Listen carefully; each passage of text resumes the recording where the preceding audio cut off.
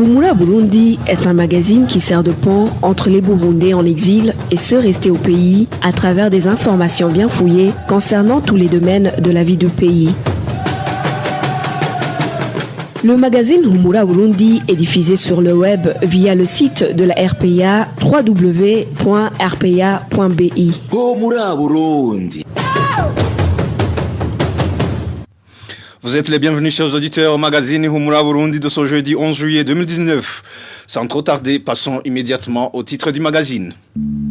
Les habitants des environs de la réserve naturelle d'Omongue en province Rumongue dénoncent la tentative de spoliation de leurs terres par l'administration locale. Des citoyens en détention à l'hôpital Karoussi pour manque des frais d'hospitalisation lancent un cri d'alarme aux âmes charitables de leur venir en aide. Enfin, plus de 100 cas de choléra ont été recensés dans la municipalité de Bujumbura et dans la province Cibitoke dans une période d'un mois. Et c'est tout pour le sommaire. Le développement des titres, c'est dans quelques instants avec la présentation Jean-Denis Nahazoué à la cabine de son ingénieur Égide Ngemeru.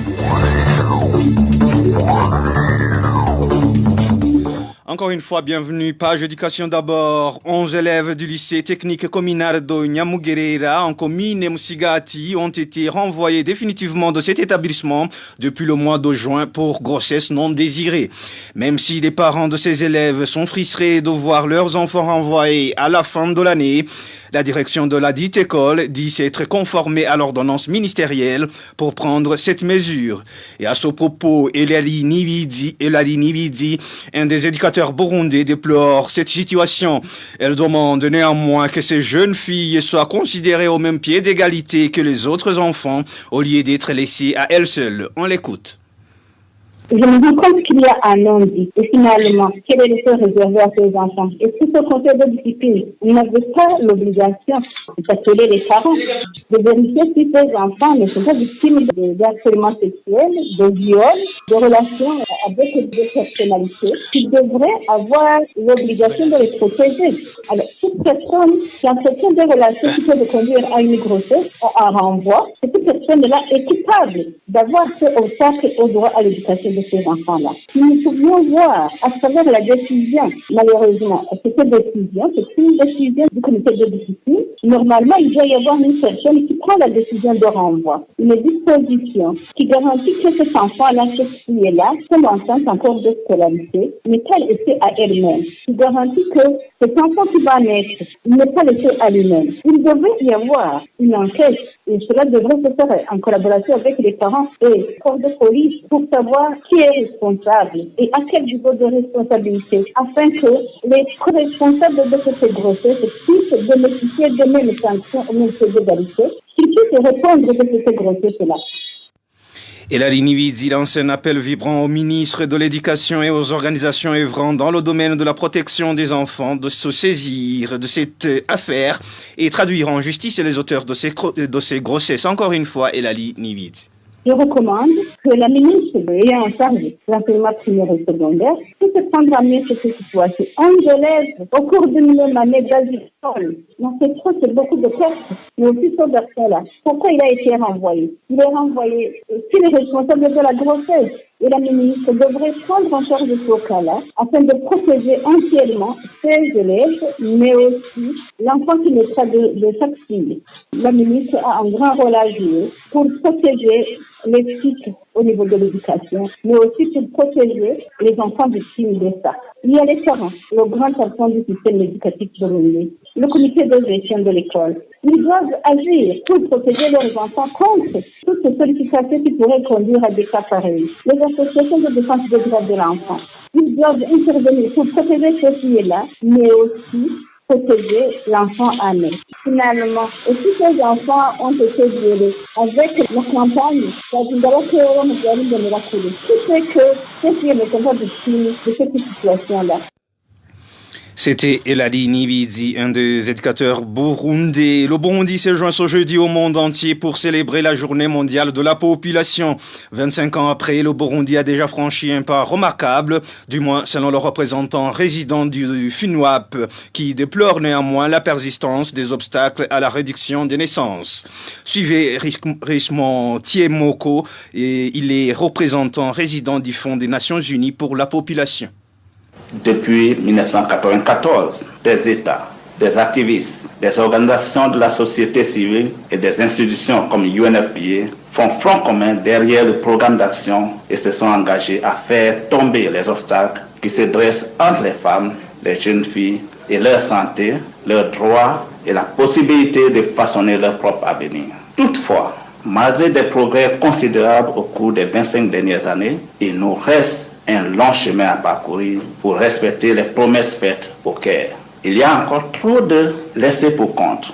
Trop de femmes ne peuvent pas exercer leurs droits. Plus de 200 millions de femmes et de jeunes filles du monde souhaitent retarder ou éviter une grossesse, mais n'en ont pas les moyens. Au Burundi, c'est à peu près 3 à 4 femmes sur 10 qui sont dans cette situation. Ce sont les femmes et les jeunes filles les plus pauvres, membres des communautés indigènes, rurales et marginalisées et souffrant d'un handicap pour qui les lacunes en matière de services sont les plus importantes. Il est donc temps d'agir de toute urgence pour s'assurer que toutes les femmes et les jeunes filles jouissent de leurs droits. Un accès renforcé à des moyens de contraception divers leur permettra de prospérer et devenir des partenaires du développement durable sur un pied d'égalité. Le coût de l'inaction est tout simplement prohibitif. Augmentation du nombre de décès de femmes et de filles, de grossesses non désirées, d'avortements dangereux, d'abandon scolaire du fait de la pression sociale, un gaspillage du potentiel des individus et des sociétés. Richmond Tiemoko, il est représentant résident du Fonds des Nations Unies pour la population. Une courte pause et puis on aborde la page justice. Humura Burundi. Certaines personnes qui ont déjà saisi la commission des terres et autres biens se plaignent par rapport aux prestations de cette commission. Elles font savoir que la dite commission n'accomplit pas convenablement la mission lui assignée, surtout celle de réconcilier les citoyens. Vicky Chris Ninherete pour plus de détails. Certaines personnes qui ont saisi la CNTB, la Commission nationale des terres et autres biens, ont confié à la RPA que cette commission n'a pas correctement accompli sa mission. Ces habitants de différentes localités du pays font savoir que la commission a divisé au lieu de réconcilier les gens. Cet habitant de la province Makamba indique que cette commission ne suit plus sa mission première.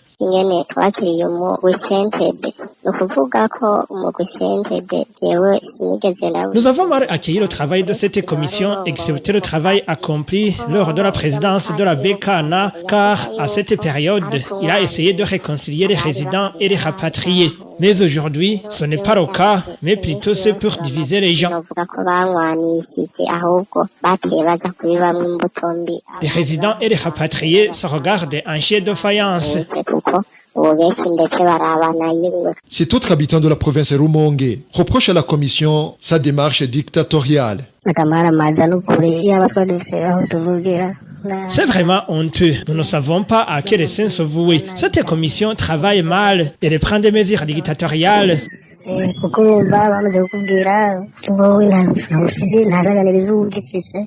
Les agents de cette commission te disent de quitter ta parcelle alors que tu n'as pas où aller. Si possible, on remplacerait cette commission.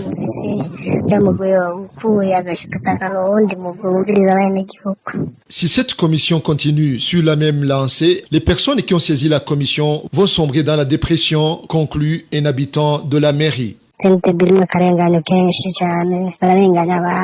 que fait la CNTB, c'est de l'injustice. Lorsqu'il vient à rapatrier pour réclamer terre ou autre bien, le résident n'a plus de valeur pour elle. C'est terrible. Si les choses continuent ainsi, bientôt vous allez voir des gens se déshabiller, voire même courir dans les rues par des pressions causées par cette commission. Nous avons tenté de joindre Dieudonné Mbonimpa, porte-parole de la CNTB, mais sans succès. C'était un reportage signé Vicky Chris Ninheretse. Certains Burundais qui résident dans les environs de la réserve naturelle de Monge en province Rumonge accusent l'administration de tenter de les déposséder de leurs terres. Ces habitants signalent qu'au cours de la semaine écoulée, un groupe de gens envoyé par l'administration communale de Bugarama en province Rumonge est venu tracer de nouvelles délimitations privant ainsi plus de 200 familles de leurs terres. N'est-ce pas, Émile Nivasombe? La population a vu un groupe de gens venus faire de nouvelles délimitations de la réserve naturelle de Monge depuis le mardi de la semaine écoulée. L'activité qui n'a pas respecté les lignes de démarcation de 1991 selon la population. Ils ont pris non seulement la terre à l'intérieur de la limite, mais aussi celle qui se trouve en dehors de la limite. Ce qui nous inquiète, c'est que l'on ne nous a rien demandé. Personne n'a eu le droit de s'exprimer parmi les natifs. Or, c'était censé que les autorités administratives et les autorités de l'environnement collaborent avec la population locale pour déterminer où étaient réellement les limites. Ils nous ont expropriés comme ça, sans nous demander notre avis. La population qui pense qu'elle va perdre ses terres habite principalement les collines Zing, Nyaruyaga et Bambo. Il s'agit de plus de 200 ménages concernés. Ce jeudi, les autorités locales ont visité ces localités. Elles étaient dirigées par l'administrateur de la commune Bugarama, Joachim Manirakiza. Nous sommes en train de régler la situation. Nous ne pouvons pas exproprier les gens, c'est impossible. Le groupe qui était venu était composé de géographes qui envisagent de faire une carte. Ils ont fait leurs mesures, mais il y aura aussi des contre-expertises. Il y a d'autres qui viendront comme le gouverneur. Et d'ailleurs, c'est un vaste projet qui est en cours. La population va être sensibilisée sur comment elle doit protéger l'environnement, ainsi de suite. Les habitants des alentours de la réserve naturelle de Monge demandent aux autorités administratives de ne prendre aucune décision les concernant sans les associer. Merci à Émile Nivasumba. Les médiateurs de santé continuent de demander aux responsables de leur projet de trouver solution à leurs problèmes relatifs aux arriérés salariales. Ces médiateurs de santé estiment que si jamais cela perdure, leur travail pourrait en pâtir. Les détails avec Rachel Kagissi. Ces médiateurs de santé continuent à se lamenter que depuis le mois de mars, leur salaire n'est pas régulier. Nos sources parmi ces médiateurs indiquent que suite à ce problème, le rendement de certains d'entre eux est affecté. Parmi les activités des médiateurs de santé figure le suivi médical et psychologique des personnes vivant avec le VIH-Sida. Des activités effectuées dans le centre de santé, les hôpitaux et des fois des visites dans des ménages des personnes infectées. Donner des conseils aux gens qui décident de faire un dépistage volontaire. Préparer une personne infectée pour la prise des antirétroviraux. Chercher et suivre dans le ménage des personnes porteurs du VIH-Sida qui ont abandonné le traitement sont autant de tâches confiées aux médiateurs de santé. Le paiement de leur salaire contribuerait beaucoup à leur rendement dans le suivi régulier de ces personnes vivant avec le VIH-Sida, précisent ces médiateurs de santé, ajoutant qu'il n'y aurait plus de prétexte pour la peur du lendemain. De son côté, la Croix-Rouge Burundi, indexée par ces médiateurs de santé, rejette toute responsabilité dans les retards de paiement de leur salaire. Contacté pour la énième fois, le directeur financier du PNUD n'a pas décroché son téléphone. Merci à Rachel Kagissi.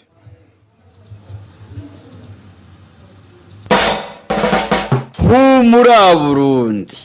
Une certaine catégorie de malades de l'hôpital Karusi demande au gouvernement et aux âmes charitables de lui venir en aide. C'est au moment où ils viennent de passer plus de 4 mois en détention à cet hôpital, faute de moyens pour régulariser les frais d'hospitalisation. Le point avec Emmanuel Niyungeku. Certains malades de l'hôpital provincial de Karusi viennent de passer plus de 4 mois après l'hospitalisation, mais ne sont pas parvenus à régler la facture des soins de santé. Par conséquent, l'hôpital a décidé de les maintenir. C'est un grand hôpital qui accueille beaucoup de gens, mais le petit peuple se trouve dans l'incapacité de se payer les soins de santé. Imaginez-vous lorsque l'on est obligé de payer 1,5 million ou 2 millions pour un citoyen lambda qui n'a jamais touché 150 000 ou 200 000 francs. cela devient un grand problème. Il y a alors ceux qui restent emprisonnés 4 mois, 5, voire 6 mois. Même si le gouvernement a mis en place la carte d'assurance maladie, cela ne suffit pas car beaucoup sont victimes de ce manque de moyens. Certains malades sont désespérés. Ils demandent au président de la République et à toute âme charitable de leur venir en aide afin de retourner dans leur famille. Nous vous demandons de diffuser ce message sur les médias pour que des organisations ainsi que d'autres bienfaiteurs puissent donner leur contribution. Nous sommes dans l'incertitude et nous ne voyons pas comment nous en sortir. Nous sommes guéris, mais nous restons ici et nous vivons difficilement. Nous sommes considérés comme des prisonniers. Nous avons entendu parler d'une grâce présidentielle accordée aux prisonniers. Et pourquoi pas l'accorder à nous autres qui sommes gardés ici pour que nous puissions sortir de cet hôpital.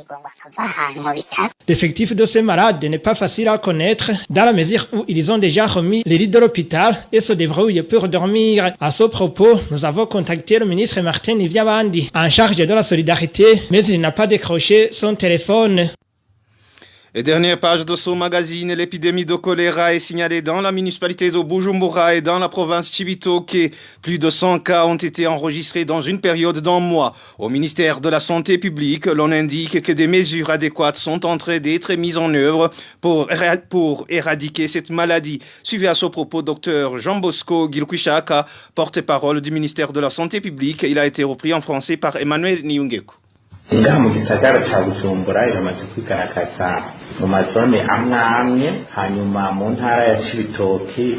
Le choléra s'est déjà manifesté dans certaines zones de la municipalité de Bujumbura ainsi que dans la province Cibitoke. Jusqu'au 9 juillet, nous enregistrons 113 cas de choléra. La zone Buyenzi de la mairie de Bujumbura est la plus touchée avec 25 cas. Dans la province Cibitoke, la commune Buganda est la plus touchée avec 34 cas, mais aussi la commune Rugombo compte 17 cas, tandis que dans la commune Mugina, on signale un seul cas. Dans la mairie de Bujumbura, en tout, on a enregistré 61 cas. 42 cas ont été traités convenablement et 19 cas sont en cours de traitement. Aucun décès n'est jusqu'ici signalé. Dans la province Cibitoke, sur 52 cas, 32 ont été traités. 20 seulement restent en cours de traitement. Le choléra est une maladie liée au manque d'hygiène et depuis son apparition, nous sommes à l'œuvre pour éradiquer cette épidémie. itanguye kwigaragaza turiko turakorana kugira dushobore umwe wese kuraba ico yokora kugira iyo ngwara dushobore kuyituza. Nous détenons l'élément sonore du docteur Jean Bosco Girkwishaka de la radio Isanganiro. Et c'est par ici, amis chers auditeurs et auditrices, que prend fin son magazine Humura Burundi de ce jeudi 11 juillet 2019. Merci pour votre aimable écoute. Merci à toute l'équipe de la rédaction pour le traitement et pour la collecte et le traitement de toutes ces infos. Merci également à ingénieur Égide Mouemero et à Lucie Kabela pour la bonne collaboration technique. À la présentation, vous étiez avec Jean-Didier Nina Azoué. Passez de bons moments chez vous.